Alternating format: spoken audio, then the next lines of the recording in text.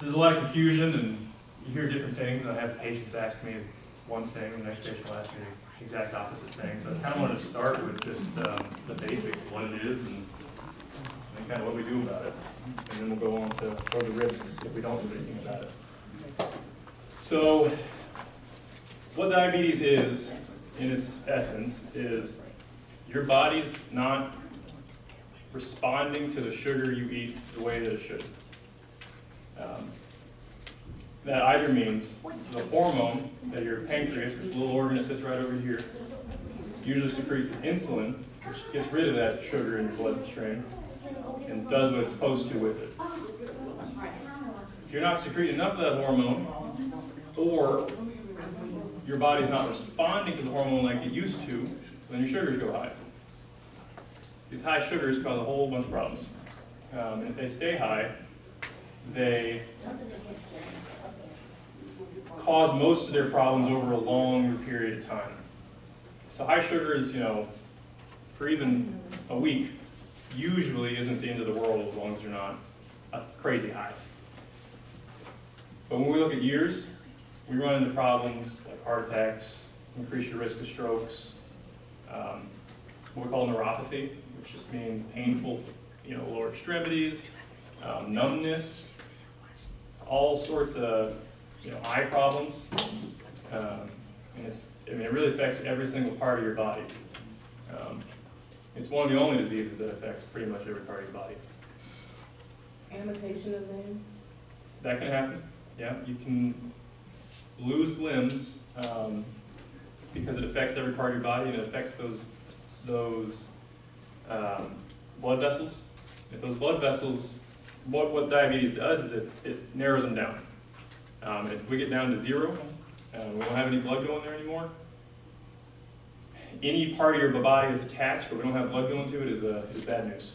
And a lot of times, if it's too far, the only option will be amputation. And we see people in the hospital with that, at least weekly. So the solution, though, is catch it early. Let's stop the problem before it starts. So I'll leave this one out to you guys. What do you guys think is the first symptom for diabetes? Control your sugar. What do you think the first symptom somebody that has diabetes doesn't know it? Thirsty. Thirsty? Okay, that's a good one. What else we got? Urine. Blurry vision. Good. Urine a lot. Good. Anybody else? So the first symptom for somebody that has diabetes is going to be nothing. There'll be nothing. You'll be walking around just like everybody else. You won't know you have it. And that's why just making it to your yearly doctor's appointment is so important. Just because, we'll screen for these things. We'll check your sugars. We'll check your A1Cs. And then before you have the blurry vision, which is right, or frequent urination, or being thirsty, those are all correct answers. But we want to catch it before we even get there. So the next question is, how do we diagnose it? We got things called A1C, which we're doing in the back right now, yes? Yeah, doing in the back here. There's different numbers. We got pre-diabetes and diabetes, and everybody hears these numbers. The recommendations change, but with A1C, our goal is to kind of get them back down to that normal range. Under that 5.7 is the goal. We don't like to see numbers like 10 and 11 and higher. We like to see more of the 5s and 6s. And the closer we are to those 5s and 6s, the lower the risk we have of amputations, and you can go blind, heart attacks, all these kinds of things. So it increases your quality of life. And I think that's the big thing people forget about diabetes is, it does tend to affect people that are in their 50s, 60s. We're seeing it earlier and earlier, but you want to hang out with your grandkids, go to church, all these kind of things. It prevents you from being able to do those if it gets too far.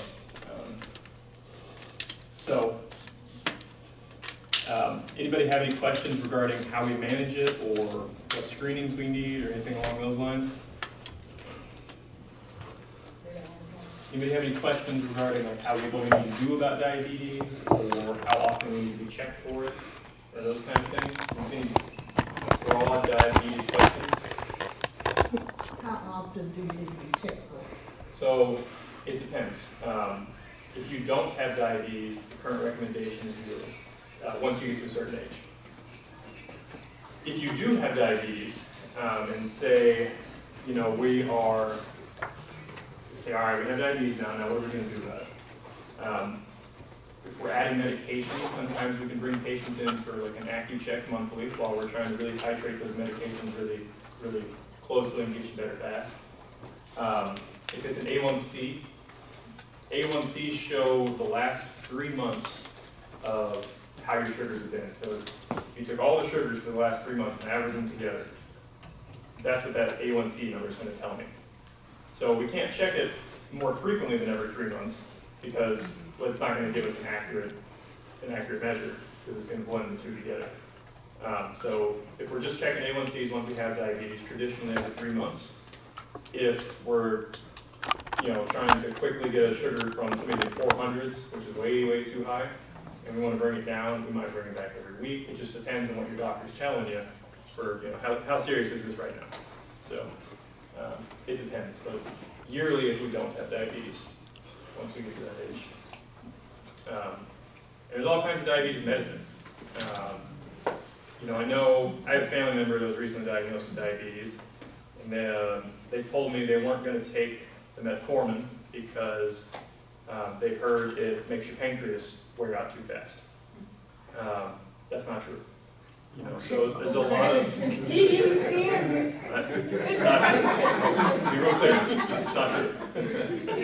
But these are the things we hear, and that we need to... The education aspect is so important, because that metformin will save your life over a longer period.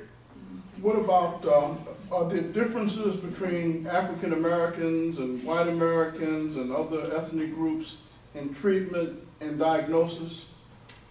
With some disease processes, yes. With diabetes specifically, I'm not aware of any literature showing that certain medications are more advantageous than others. For things like high blood pressure and heart failure, there is some literature showing, maybe we can make some alterations based on what race. Diabetes, maybe Dr. Gunn correct me, I'm not familiar with any literature showing that. You tend to see it more in African Americans and Hispanic Americans, actually. You see diabetes more? In African Americans and Hispanic Americans. Mm-hmm. What about prevention? What can you do to prevent that from? So prevention, so that's the big chunk of the talk today. How do we stop it? Yeah. Eat right. Huge. Okay. What does that mean? So the last big talk I had like this in town was about how to eat right. So if I can, I took a whole hour for that talk, and we'll narrow it down. But how do we eat right for diabetes? The first thing is calories. Okay. So what that means is for a couple days, take a book with you. Everything that goes in your mouth, you write down how many calories it has, and you average that number up. And if we're trying to lose weight, we make sure that we decrease that number over time down to about, it depends on the person, so I won't give you an exact number. This would be really a talk for your doctor once you have that book and say, hey, this is how many calories I'm eating, what number do I need to lower it to? Lowering how much you weigh definitely helps your sugars. You hear, don't eat carbs, don't eat this. A lot of the literature I've read has supported the idea of patients that eat less, regardless of the dietary changes they make, will have better controlled sugars. There wasn't necessarily they couldn't say for sure with the studies that it was because they chose to eat less sugar or less fats that they had their sugars better controlled. It was really the calories that mattered overall.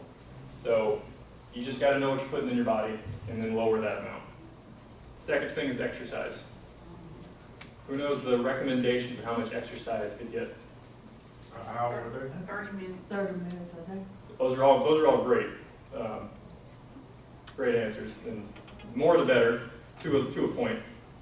The recommendations are 75 minutes of what we call moderate activity per week, or 180 of mild. So that means if we're walking, we want to get to that 180 mark. Well, that would be 3 hours of walking broken up over the week. what I have my patients do is some really good studies out of Norway that show if we can get patients walking 45 minutes 4 times a week, it drastically improves everything. A lot of patients with diabetes have other problems like obesity caused, knee problems or hip problems. So I'm not telling everybody in this room they need to go out and start running marathons. Talk to your doctor. Make sure you don't have some hip something or whatever it is. But that is where I try to get all my patients to, is walking 45 minutes, 4 days a week. All days? Yeah, because we want to get to that 3-hour total per week. So a lot of patients walk in an hour 3 times a week. That still gets us to 3 hours. But so a lot of patients don't like doing the whole hour, so I'll say, all right, we'll do 45 minutes 4 times a week, and then we still get that still adds up to the same total at the end of the week. Okay. Dr. Bush, is that intentional walking, or does that include just walking around? That is intentional walking in one dose. So that was what the study showed, was it wasn't like 5 minutes here, 5 minutes here, 5 minutes here. It was 45 minutes straight.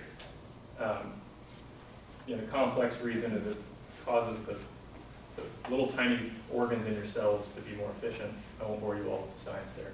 But there is a reason why it's better to do it 45 minutes at one time rather than split it up 5 minutes here, 10 minutes here to get to that total time period. So diet's huge, exercise is huge, and once we have diabetes, usually the first medicine we pick is metformin. It's a great medicine, saves a lot of lives. Please take it if you have it. It does not wear out your pancreas. I've heard this a couple times now. There's some different medicines that there's some literature showing that metformin is not that medicine. It does a great job of, if you're pre-diabetic, it does a great job of increasing the amount of time until you become full-blown diabetic by, years, which is huge. And once you have diabetes, I think it's probably the best medication we have for controlling it. Once we need other medications, there's the big diabetes fad right now with Ozempic and Farxiga, and I'll touch on all these real quick. I'll kind of class them all together. They work for controlling your sugars. They do help with weight loss. What they don't do is decrease your risk of cardiovascular events with the studies that we have now. So that means even though we're losing weight, we're not actually making our hearts any healthier. Controlling your sugars on their own will go a long ways to make your heart healthier. But they're not a magic pill, or a magic shot is where I'm going with this. It's just another tool that we have in our toolbox. It's not the cure-all, unfortunately, that I think a lot of us hoped it was. And then after that, we have insulin. A lot of people know about insulin. Talk to your doctor. That's one of the medications you got to be very adamant about, and do take as prescribed, and really know your own medicines really, really well. It's not something you want to take too much of. So those are the big classes, and there's other pills and this kind of thing for diabetes. I won't go into each individual one. But is there some new medication that you inject into your stomach or the side, or? So that's the Ozempics and all these kinds of medicines. Ozempic. Yeah, and they do work. They help you. They help patients lose weight, and they help with get your sugars under control. A lot of patients have some belly problems with them. That's the biggest downside, and cost. They're extremely expensive. But patients do have some upset stomachs with them. But that's not everybody, and if your doctor prescribes it, give it a shot and go from there. If you have diabetes and you don't know it, Okay. then you're feeling okay. Mm-hmm. Well, if you do have diabetes, they diagnose you with diabetes, then do you feel any better after they have put you on medication, since you didn't know it when you didn't get it? More Usually. than likely, yes. Yes. You feel better? Yeah. So the only caveat I'll say to that is sometimes when you put patients on new medicine for a day or two, they'll feel kind of wonky while they're adjusted to it. But after that day or two, they're feeling sick. Usually, they're feeling a lot better than they were before. Yeah. I've heard that, or read that if you're pre-diabetic, and I need to know what is pre-diabetic, but I heard that you're basically maybe diabetic in general. Is that true? So, the definition of pre-diabetes is an A1C of 5.7 to 6.4. Under 5.7 is no diabetes. 5.7 to 6.4 is pre-diabetes. 6.4 and up is diabetes. So it's just categories. And it's just how we talk about the terms. I don't know if I took a patient that was 6.3 and a patient that was 6.5, like is one really that much worse than the other? You know, we're so close. What matters is getting both of them on the appropriate medication and personally getting the right lifestyle changes made, diet and exercise, to get those numbers down. I'll also touch on sleep real quick.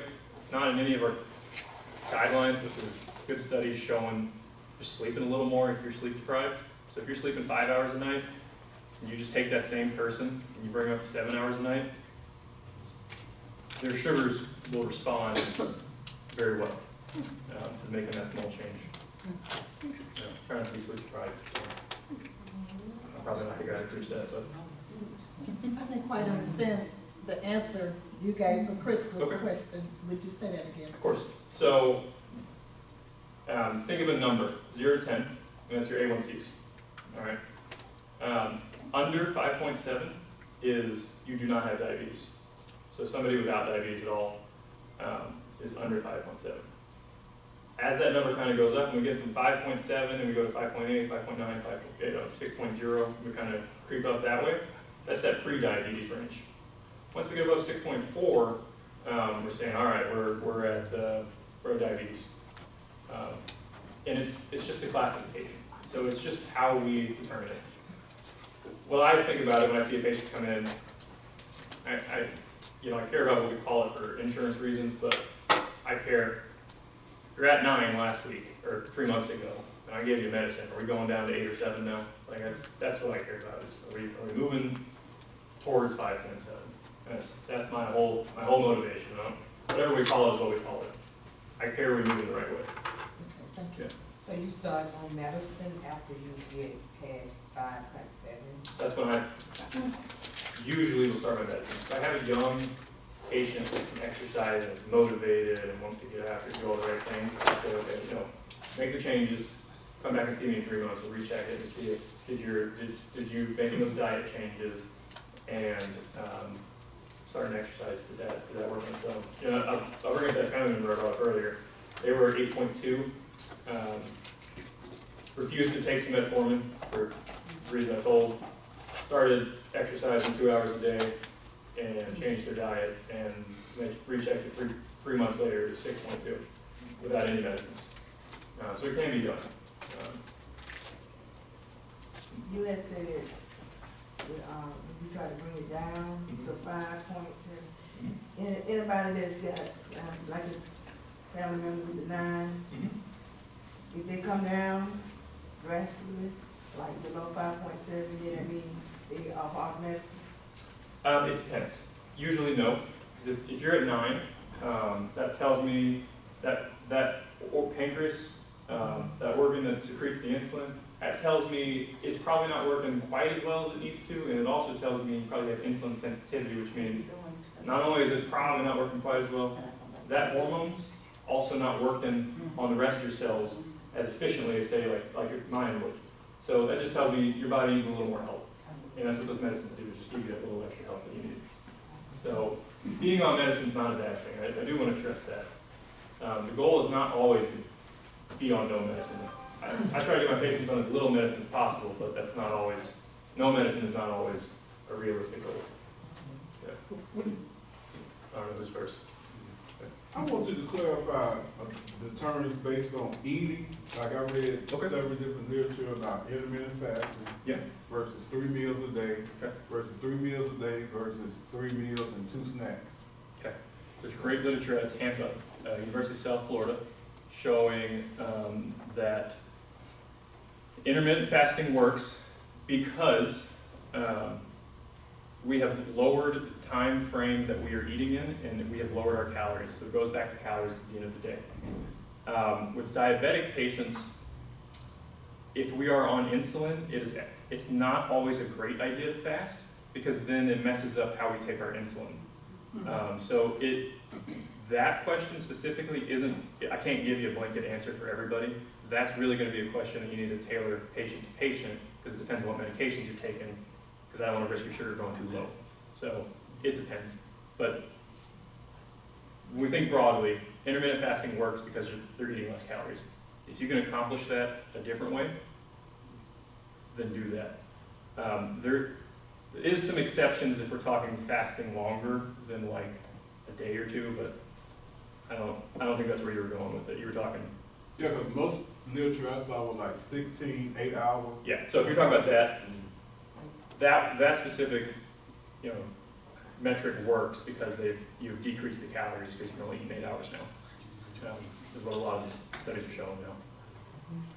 What about the commercial self-testing kits, and what symptoms do would you start noticing to, or to know whether or not you're diabetic if you haven't been tested? So I was actually reading last night, there's 3 different ways to diagnose diabetes. One of those is the A1C, the one we use most frequently. The reason there are 3 ways is because there was so much variation in A1C accuracy, machine to machine. They went around and tested all over the country, and they found that this you can get the same person, and this guy it'll say 5.5 over here and 7 over here. As of 2021, they had fixed that problem. So now, today, from my understanding of what I read, that they are pretty accurate of diabetes or no diabetes.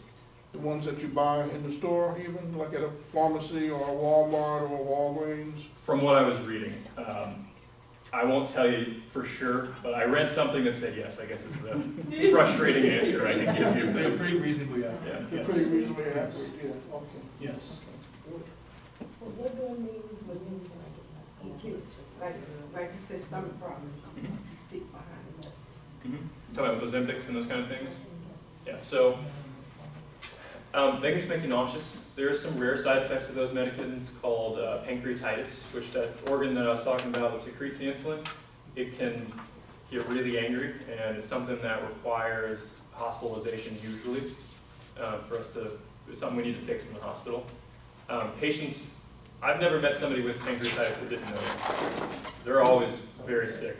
I mean, it's you know when you have it, so it's not something you need to be worried about the back end. It's something almost always you'll know you have it. So, and it usually happens. Dr. Drew, it usually happens right when you start it. It was in the first week or 2. Usually does. Yeah. So. I know you talked about some of the early symptoms that may indicate that you have diabetes, but what about when a wound doesn't heal as quickly? I mean, that may just, I know that's part of, some people have it, Yep. That's part of the problem. Can it be an early symptom as well? So poor wound healing traditionally is not an early symptom because the reason you get poor wound healing is twofold. One, you have smaller, so you have big vessels and they kind of get smaller as they get kind of down and as you get out. Those tiny vessels are the first ones to clog up. So you have poor, what we call tissue perfusion, just meaning the blood doesn't get to where it needs to go quite as well, just to kind of put it simply. That's one reason you have it, and for that change to happen, usually we've had high sugars for a longer period of time. So usually that's not one of the first ones. Usually we'll get, the blurry vision or the frequent urination or the thirsty. Usually those things will show up before you get the poor wound healing. That said, I've had patients where, you'll talk to them and it's been clear it's been going on for 10 years and they just have no idea because they haven't been to the doctor. So it can, but not usually. Any other questions? Okay. What issue if you are diabetic and you don't check your sugar every day? So it depends. Some people, we'll have patients that know their diabetes better than I know their diabetes, right? Like they're so dialed in and they know exactly what to do for for them, they know themselves, and they know exactly what they can eat. I have patients that'll count how many carbohydrates they eat with every meal, and they won't even check their sugar, and they'll know, okay, I have 40 carbohydrates, I need this much insulin, and they're on it, and they're right. For most people, that's not the case. For most people, they're going to eat a meal, and it's going to be what the meal is, and then they need to check their sugar if they're on insulin specifically, and they need to change how much insulin they get based on how high that sugar is. So if the sugar's higher, they'll do a little math and they'll say, or they'll have a little chart, and the chart will say, all right, give yourself this much insulin. And if you don't check your sugar, you don't know how much insulin you do. Now, the other time it matters is I'll have patients that will stop taking their sugars altogether. They're not on insulin, stop taking it for 6 months, and then they don't come see me for 6 months, and then they come into the office and we get blood work, and their sugar's 600 in the office, and then I'm like, oh, dang, I gotta try to send you to the hospital now, you know, so, just because it creeped up over time, I didn't know about it, but if they had checked it and said, oh, it's 300, they could have called me and said, hey, my sugar's 300, what are you gonna do about it? And we could have made some changes before they needed to be, you know, fixed more aggressively. Well, my question to you is recommended that you check your sugar every day? It depends, patient to patient. So what your doctor tells you is specific to you. Yeah. So I have lots of patients that I don't check, but for, you know, once every 2 weeks, or when they come see me, or, you know, whatever. I have other patients that check 4 times a day. So it really depends patient to patient. Yeah. Okay. So is diabetes hereditary, and can it skip generations, or? Yes, more complicated answer. Diabetes type 1 can tend to follow families. That is not the type of diabetes we're talking about today, though. Type 1 diabetes is an autoimmune condition that usually presents when you're 12, 13. Type 2 diabetes, it can run in families, but the big exception I want everybody to remember is if you have diabetes that runs in your family, you can make the lifestyle changes, usually, not always, but 90% of the time, and you can stop it. So just because you are more likely to get diabetes because everybody in your family has diabetes, if it's diabetes type 2, it does not mean you have to have it.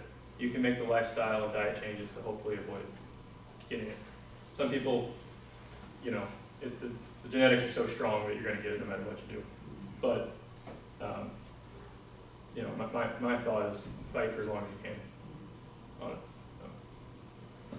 So again, diet-wise, what foods are recommended if you're diabetic? First thing is count your calories. I can sell one thing today, count your calories. Second thing, I think the adage of shop on the outside of the grocery store is a good idea.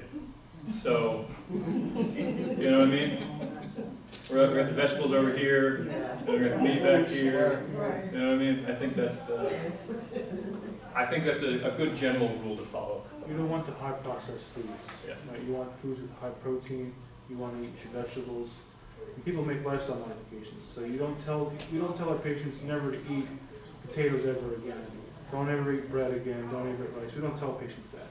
Everything in moderation is okay. If you take your medicine, get your exercise that he's talking about, and slow down your diet just a little bit, your numbers will get better.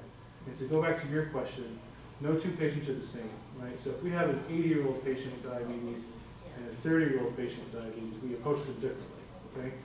A 30-year-old, we might be a little more aggressive, try to get them down, so they don't live with a lot of complications. But if an 80-year-old has a whole bunch of heart disease and kidney problems already, we're not too aggressive, because some of the medications that 80-year-olds get, they can make them have a low blood sugar. And a low blood sugar in someone who's 80 years old is extremely dangerous as well. It's actually more dangerous than a high blood sugar. Because if you're 80 and your blood sugar is 60, you can fall. You can break a hip, you can break a leg, you can crack your head open. So that's why we tend to not make a whole general statement of just all patients. There's no two patients in this world who are the same. So everyone is approached a little bit different. I have another question. Our research called reverse diabetes. So is that really true? And if so, how many patients have you worked on that actually reverse their diabetes? I have had a few where we have gotten them down to that A1C, down to like 4 point something, and we're saying, all right, we gotta stop medicine, and we stopped medicine, and it stays under 5.7. But every single patient I've had like that has made diet and exercise changes. I've never had one do that without diet and exercise. And usually the exercise is kind of, they're really exercising, usually. Regular switch? Yes. I'll give you an example. I eat cake and ice cream every single day, without fail. And my sugars. Don't brag, don't brag. Don't brag. I mean every day, but I'm also going to go run 8 miles when I go home today. So, you know what I mean? It is patient to patient. If I was not running and I ate like this, I would probably have diabetes at a pretty early age. So it is going to be patient to patient and lifestyle to lifestyle, and you have to make those changes based on an honest look at how you live and how you exercise and that kind of thing. So it just depends, person to person. What about chicken and fish as far as, meats? Absolutely good things. I would try maybe avoid fried if you can. So anything fried. Real quick, nutrition. Anything fried fatty has 9 calories per gram. Anything carbohydrates or protein have 4 calories. Alcohols have 7. Alcohol, fat, way more calories per the same amount of food, way more calories than anything protein, carbs. So if you're going to pick something, fish, chicken, way better choices because the same amount has way less calories. And how many calories are you looking to do a day? Not to have over? It depends. I think a rough guide for most people is keep it around 1,800. I think that's when I put my patients in the hospital, that's what I give them. I think 1,800. Most people in Selma, I would say, are probably closer to 3,000, around there. So, yeah, it has. We had cornbread or fried chicken.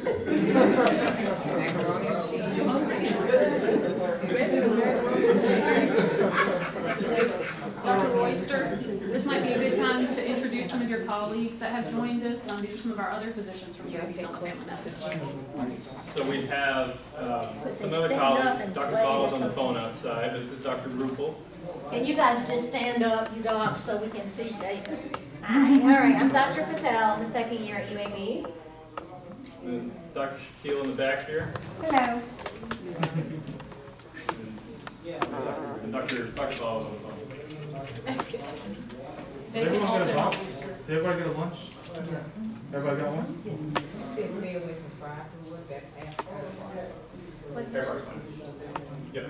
It's just when you put it in the fat and cook it, all the fat soaks in.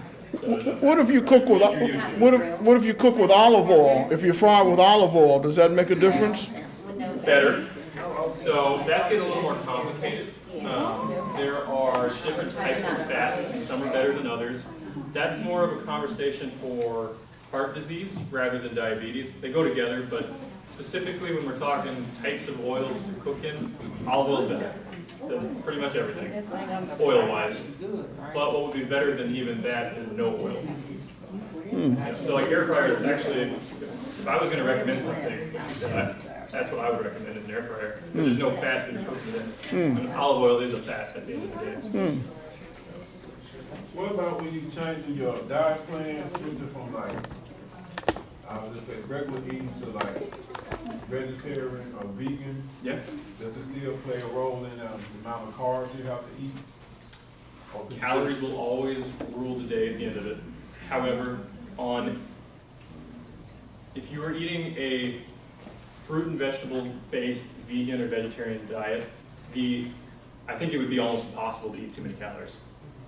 Where patients that are vegan or vegetarian run into problems is... I'm sorry, I potato chips are vegetarian, and ice cream is vegetarian, you know what I mean? So that's where they kind of run into more problems. As far as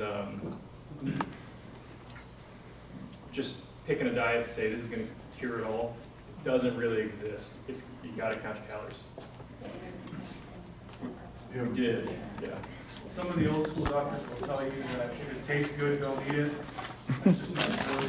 Okay? You just, everything in moderation. So if you want a little bit of rice, if you want a little bit of vegetables, want some bread, get it. Just make sure you get your 45 minutes and recommended amount of exercise all the time. And take your medicine.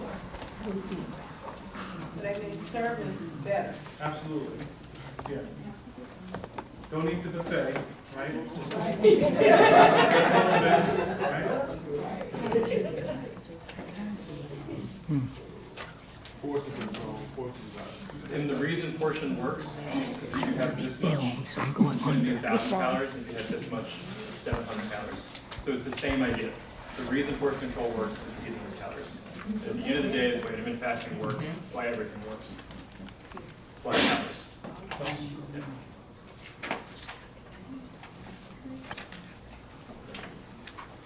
So any other questions from anybody? Oh, I just have one other just talking Henry, you're carrying the day. about protein, beef protein versus a pea or bean protein. I'm going to show my personal bias here. As the pea versus meat protein, my personal thoughts is if you were trying to get bigger muscles, is meat protein is probably more advantageous. Because, you know, when you eat protein, it's going to break down into a bunch of different little pieces called amino acids in your body. And your body's going to take those amino acids and build them into new proteins for whatever it needs to do to other places in your body. When you break down a meat source, you're getting more types of amino acids that can be then used for what everybody needs to. In a pea source, you were having less of those amino acids, less types of those amino acids to be able to use for this stuff. However, if I had to pick a patient eating, 50 grams, or say 20 grams of protein with a meat source, or 100 grams of meat source over 3 meals, I'm going to pick the patient eating 100 over 3 meals any day of the week. And with exceptions there's exceptions to that with kidney failure and that kind of stuff. But I'm just giving you, trying to paint a picture. So, before we thank everybody, does everybody have a number? Because there's a raffle here. Everybody put their little number in. Yeah, you gotta put it in.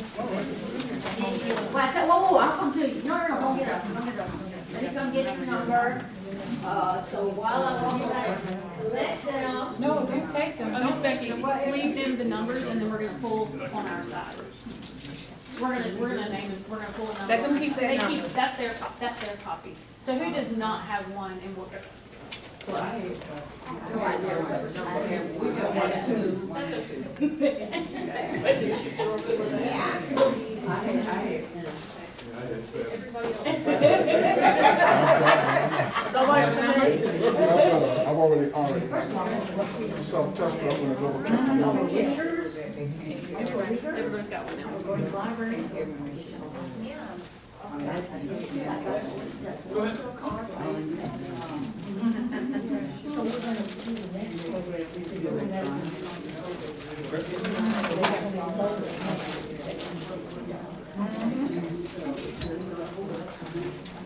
If you are older than say 30 or 40, usually that's type 2.